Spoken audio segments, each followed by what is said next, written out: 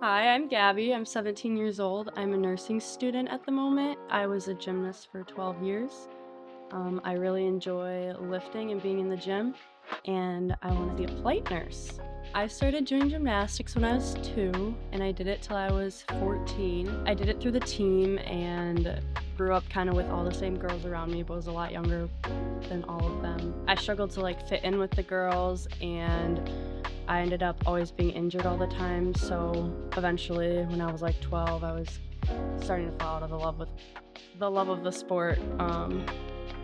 And eventually left the sport at 14. After gymnastics, I started diving in the summer because a lot of gymnasts are really good at diving with all the flips and have the form for it. And I also got into lifting and kind of the bodybuilding side of it with my brother. And I don't compete, but I might eventually. I like getting in the gym just because it's something that I can set time aside in the day for me to be able to fully work on myself and put other things that are really worldly just aside to be able to work on myself and just kind of be in my own headspace. One time I struggled with identity or with my identity in my life or my story was when I was falling out of the love for the sport of gymnastics, and I didn't feel like I fit in with the girls, and I wanted to take charge of my own life and my own story and start getting into lifting and my own health journey. And I don't think anything really would have been able to set me on track right away if I wasn't close to God. And I feel that the biggest thing is surrounding yourself with friends and family that encourage you to be closer to God. So I started getting into lifting, and I had my brother who had a love for the Lord and also lifting and could kind of show me the way at first, and that's just really set me on track to be who I want to be and do what I want to do in the gym with lifting, and he's a big inspiration in me. Starting out in the gym for anyone is always kind of a scary thought, but like I said, surrounding yourself with the people that are going to encourage you. I had my brother kind of show me around.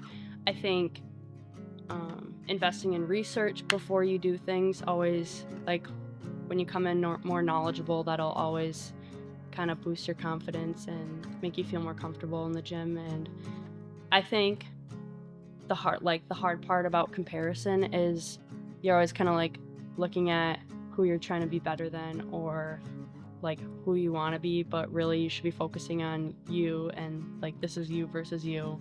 You're working on yourself, and every day you're gonna be 1% better. So I just feel those first 3 months, when you start lifting, if you aren't super don't have super dense muscle mass, and you actually start to see results coming in those first 3 months that are really fast, I feel was one of those most proud moments. But I think honestly just being proud of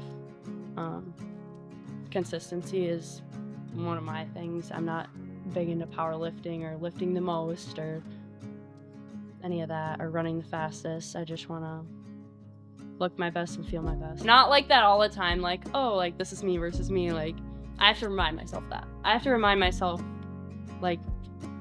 what I'm doing this for. I'm doing this for the younger version of myself who probably always thought she'd be a gymnast, but showing her that not being a gymnast too is okay if you're happy and if you're healthy, because that's more important than defining yourself with a sport, which was a huge thing. That was my whole life.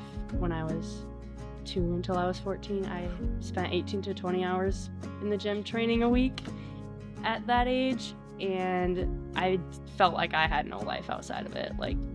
I didn't get to spend time with friends or family, so I was just always in the gym, and so I was always injured or in pain or tired. But being healthy and happy is much more important than the sport that defines you.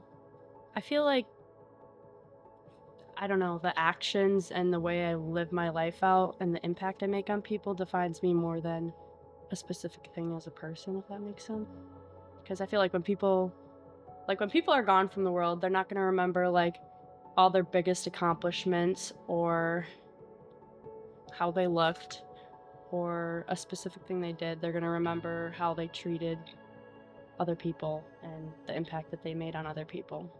In the future, I want to go to school to get my RN, and I want to be a flight nurse. Some people don't know what that is, but a flight nurse for when people need to get airlifted to the hospital on a helicopter, like Flight for Life, is what I'm more interested in. But I'm gonna work as an LPN for a little bit too, so I'm just moving along. I don't know. One lesson that I've learned this year is don't try to live other people's stories, live your own story. One big thing that I would want people to take away from hearing just a little bit of my story is sometimes you're gonna have a plan for the next 5-10 years of your life, or you're always gonna be doing this. You're gonna be an Olympic gymnast, you're gonna be a college gymnast one day, whether it's sports or your job.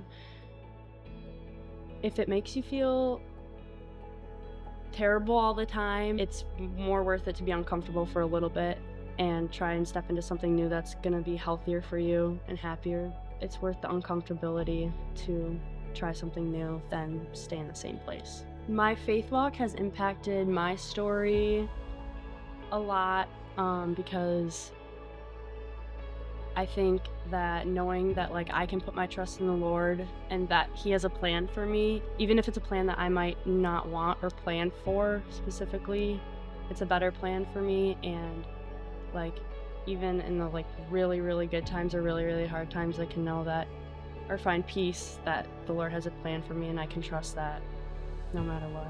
I'm Gabbie and I am gonna be a nurse. I love to lift and I love meeting new people. So if you ever see me in the gym, don't be afraid to say hi. And this is my narrative. Yay! Yay!